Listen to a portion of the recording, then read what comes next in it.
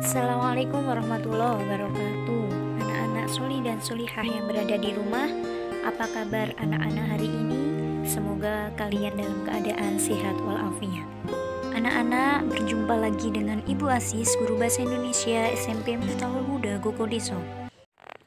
Kompetensi dasar yang akan kita bahas adalah KD 3.2, menelaah struktur dan kebahasaan teks berita yang didengar dan dibaca. Sehingga tujuan dari pembelajaran kali ini yaitu setelah mengikuti pembelajaran tentang teks berita, siswa mampu menentukan isi berdasarkan struktur teks berita secara tepat.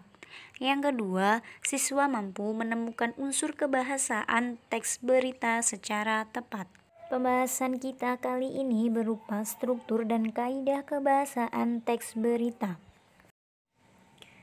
Struktur teks berita digambarkan menggunakan konsep piramida terbalik dengan maksud bagian yang paling atas merupakan bagian yang paling penting hingga bagian yang paling bawah adalah bagian yang kurang penting. Struktur teks berita yang paling atas yaitu judul berita. Judul berita mencirikan berita apa yang sedang dibahas. Yang kedua itu teras berita atau bisa disebut dengan lead atau kepala berita. Kepala berita itu bagian yang paling penting karena pada bagian ini berisi pokok-pokok unsur berita 5W plus 1H. Selanjutnya ada tubuh berita. Tubuh berita adalah bagian yang paling penting karena berisi tentang penjabaran dari 5W plus 1H. Yang terakhir adalah ekor berita. Ekor berita ini bagian yang kurang penting karena tidak berkaitan langsung dengan berita. Untuk selanjutnya kita akan membahas tentang kaidah kebahasaan teks berita.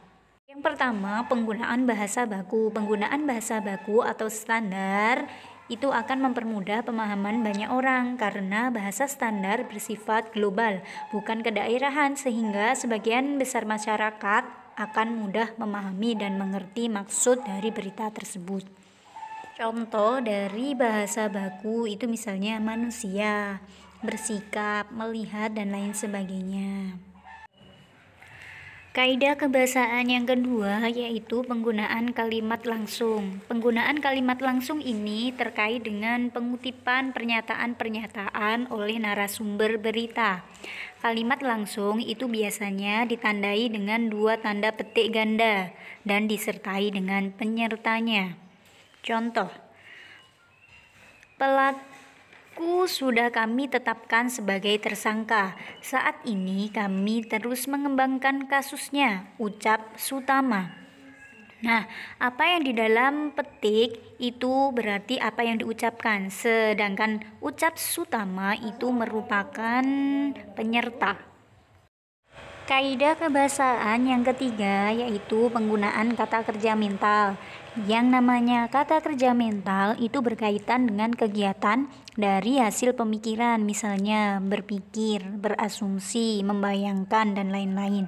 Contoh, warga memikirkan cara untuk menangkap maling itu.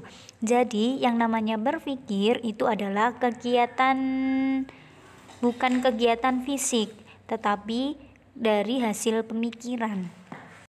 Kaidah kebahasaan yang keempat yaitu penggunaan fungsi keterangan waktu dan tempat.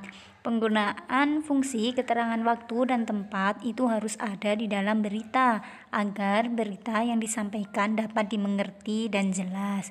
Contoh, sekitar pukul 23:45 waktu Indonesia Barat terjadi kecelakaan di Jalan Panjaitan, Jakarta Timur.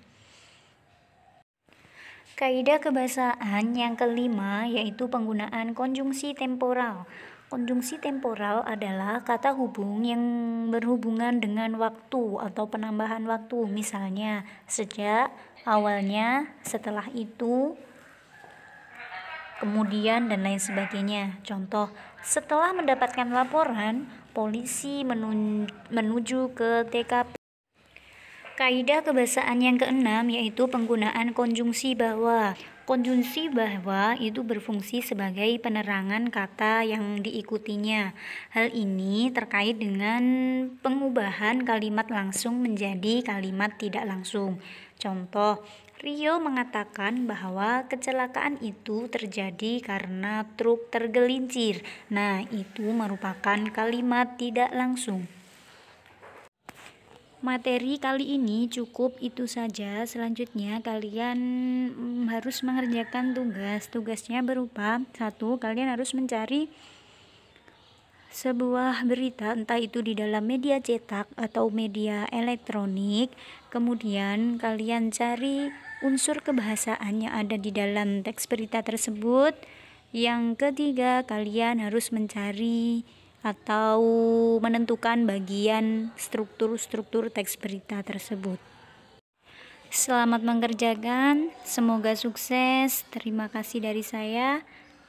Wassalamualaikum warahmatullahi wabarakatuh.